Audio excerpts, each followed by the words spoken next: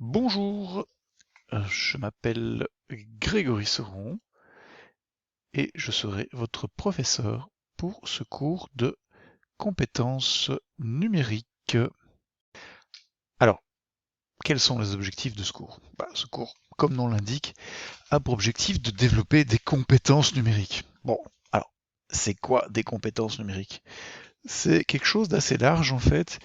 Alors typiquement, ça inclut tout ce qui tourne autour de ce qu'on appelle le numérique. Ça peut être les ordinateurs, les smartphones, etc. Alors, plus particulièrement, en fait, on va voir comment bien gérer vos données, hein, comment organiser le système de fichiers, les explorateurs sous Windows ou Mac, etc. Comment ça marche. On va aussi parler de la recherche en ligne. On va voir comment collaborer en ligne, hein, on va voir aussi tous les problèmes de sécurité, donc, hein, parce qu'il y a les problèmes, évidemment, les menaces avec les hackers, mais aussi les problèmes sur la santé, hein, parce qu'évidemment, rester assis 18 heures par jour devant un écran, c'est pas très bon, forcément, hein. Alors, la liste complète des objectifs visés se trouve dans la fiche descriptive du cours que vous trouvez donc dans votre espace. Je mettrai un lien sur Moodle. Alors, évidemment, ça peut paraître un peu bizarre de mettre un cours de compétences numériques dans une formation en informatique.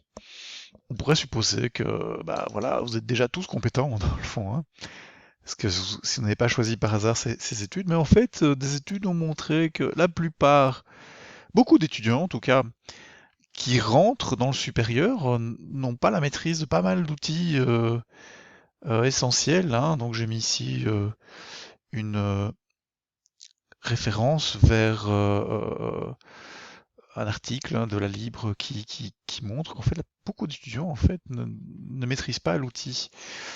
Et donc c'est important, ces compétences numériques notamment parce que voilà, hein, comment faire un document Word par exemple, bien le faire, c'est pas si évident que ça.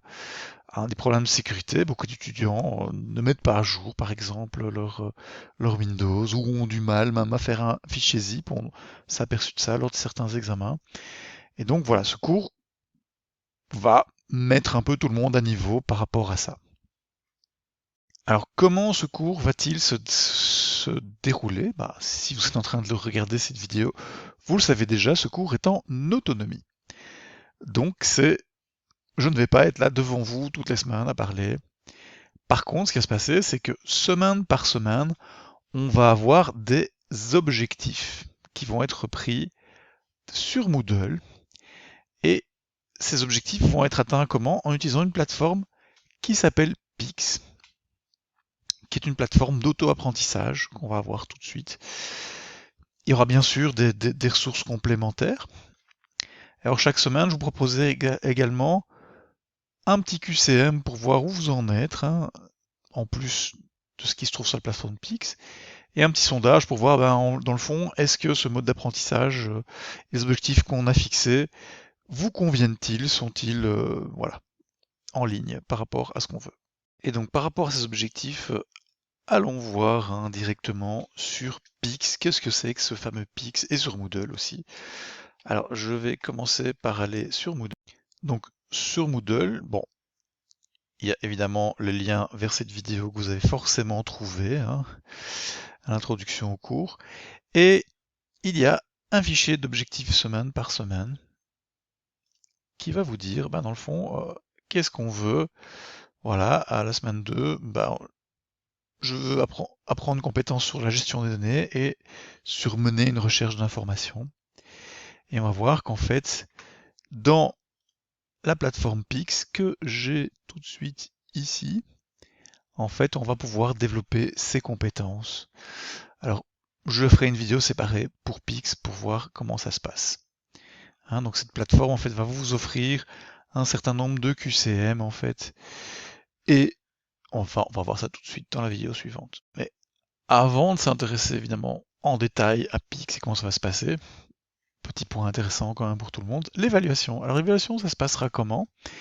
On aura 10% d'évaluation continue, c'est-à-dire d'évaluation qui se passera tout au long de l'année, et ce sera les QCM qui se retrouveront sur Moodle, qui seront en rapport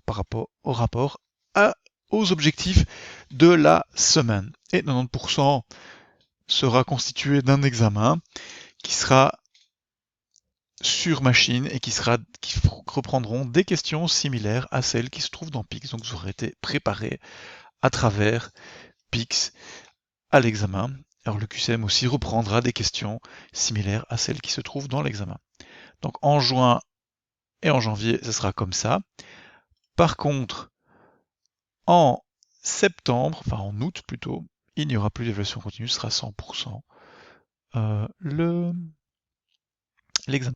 Tout dernier point, avant de passer à la présentation de Pix, c'est la communication. Alors bon, c'est un cours en autonomie.